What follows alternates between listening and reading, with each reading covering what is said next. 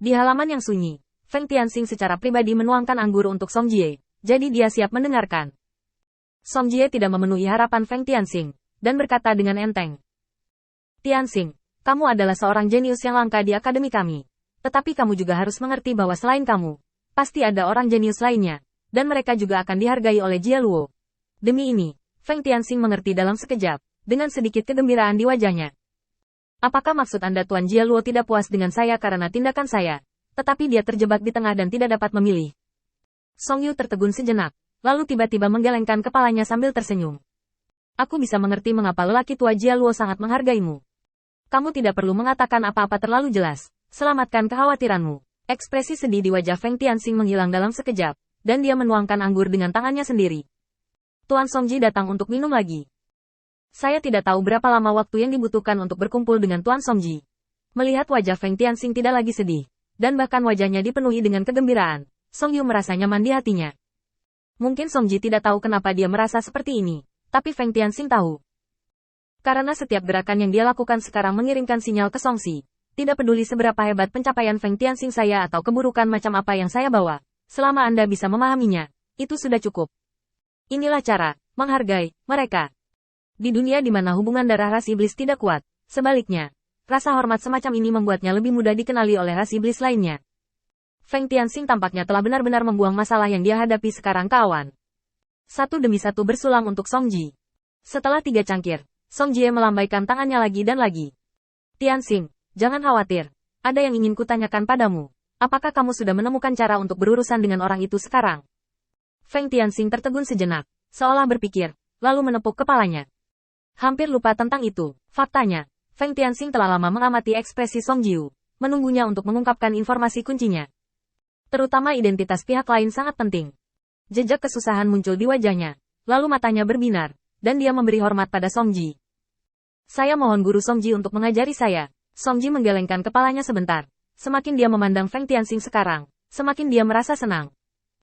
Untuk memiliki murid yang bijaksana, yang juga sangat pintar, dan memiliki bakat yang sangat bagus, ini sangat jarang untuk diambil sendirian. Belum lagi sekarang mereka semua muncul di Feng Tianxing saja. Bagaimana mungkin orang tidak bahagia? Oh Garona, aku tidak bisa mengatakannya secara langsung. Tapi aku bisa memberimu 2 berita. Dimulai denganmu dan naik ke yang ketiga. Antara kota Qiuyun dan Tukang Cheng. Ketika Feng Tianxing mendengar ini, apalagi betapa bahagianya dia. Yang ketiga dari atas, menurut penjelasan Song Jiu sebelumnya, adalah orang ketiga yang sangat terkenal, yang pada dasarnya setara dengan mengkonfirmasi identitasnya. Adapun kota Qiuyun dan kota Tukang, kebanyakan dari mereka adalah benteng penting orang itu, dan mereka bahkan mungkin menjaganya secara pribadi. Saya dengan hati-hati mengingat peta itu di pikiran saya. Meski masih berjarak ratusan mil antara kedua kota tersebut, namun masih sangat luas. Namun bukannya tidak tahu apa-apa. Setelah berbicara, Song Yu masih sedikit malu. Tianxing, bukan berarti aku tidak ingin membantumu kali ini. Kamu juga tahu bahwa Garona tua sangat keras kepala. Aku adalah informasi paling banyak yang bisa kuberikan padamu dalam kondisinya yang terbatas. Feng Tianxing dengan cepat melambaikan tangannya. Cukup untuk memiliki ini. Itu selalu lebih baik daripada pencarian murid yang tidak tahu apa-apa. Terima kasih Tuan. Song Ji minum lagi, lalu melambai ke belakang. Jiang, kamu telah melalui serangkaian penebusan dosa. Sudah waktunya untuk keluar. Kebetulan kamu dan Tianxing dulu memiliki hubungan yang baik, jadi biarkan dia membawamu keluar. Bagaimana dengan itu? Feng Tianxing menoleh ke belakang tanpa diduga, dan melihat Jiang terbang jauh-jauh, mendarat di samping Feng Tianxing, dan menatapnya. Kamu sepertinya menjadi lebih kuat. Feng Tianxing baru saja memutar matanya dan berjalan mendekat. Sejauh menyangkut darahku, semakin kuat aku, semakin kendur aku. Jiang tiba-tiba mengulurkan cakarnya dan meletakkannya di atas meja.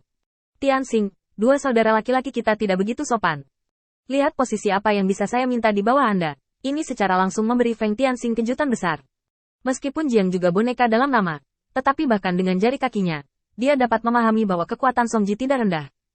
Bagaimana dia bisa dianggap sebagai pemborosan nyata ketika kekuatannya tidak rendah? Belum lagi seberapa kuat Jiang, setidaknya bakatnya sudah cukup.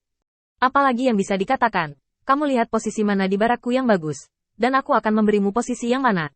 Feng Tianxing juga murah hati. Menurut akal sehat, tidak mungkin dia membuat janji seperti itu. Lagi pula, di ketentaraan, ketidakmampuan komando pada dasarnya berarti kematian bawahannya. 6.000 orang di bawah Feng Tianxing tidak cukup bagi Jiang untuk disia-siakan seperti itu. Ini adalah kepercayaan. Feng Tianxing percaya bahwa Jiang tidak akan mengecewakannya, apalagi mempermalukannya. Seiring dengan obrolan antara keduanya, Song Ji minum anggur untuk dirinya sendiri, dan dari waktu ke waktu dia memberi Feng Tianxing beberapa gosip, mengomel tentang tahun-tahun terakhir. Hanya saja saat waktu semakin larut, Feng Tianxing harus bangun dan mengucapkan selamat tinggal. Saat ini, selain menyelesaikan komunikasi dengan Song Ji ini, Feng Tianxing juga perlu mencoba ide lain. Lagi pula, lawan bersembunyi dalam kegelapan, dan Feng Tianxing dalam terang. Situasi ini sangat tidak menguntungkan. Feng Tianxing membutuhkan beberapa tata letak untuk membiarkan dirinya kembali ke alam gelap, dan kemudian melakukan serangan balik. Pembalikan situasi keseluruhan membutuhkan banyak kesabaran. Meskipun waktunya ketat sekarang, setiap saat mungkin membuat Feng Tianxing tidak memiliki kesempatan untuk berbalik lagi, tetapi dia tidak terburu-buru sama sekali. Karena waktu selalu berpihak pada Feng Tianxing, yang dia butuhkan hanyalah pengendapan waktu. Saat Feng Tianxing bangun untuk mengucapkan selamat tinggal, Song Jie juga mabuk dan berbaring di kursi di halaman, menikmati waktu yang menyenangkan. Feng Tianxing memandang kemah dengan ringan, menggelengkan kepalanya, lalu berkata, "Sebenarnya, satu hal yang sangat penting, tetapi saya tidak pernah dapat menemukan kandidat yang cocok. Jiang, Anda melihat cuaca hari ini bagus, mengapa Anda tidak membantu saya dengan ini?" Ekspresi Feng Tianxing sangat santai, tetapi Jiang di samping merasa ada yang tidak beres. Berdasarkan pemahamannya tentang Feng Tianxing selama bertahun-tahun, ketika pria ini terlihat santai, saat itulah dia ingin melepaskan darah. "Apa yang ingin kamu katakan dengan cepat? Jangan menunggu aku berubah pikiran." Feng Tianxing takut akan pertobatan Jiang, jadi dia buru-buru meraihnya dan berkata dalam satu tarikan napas. "Sebenarnya sangat sederhana.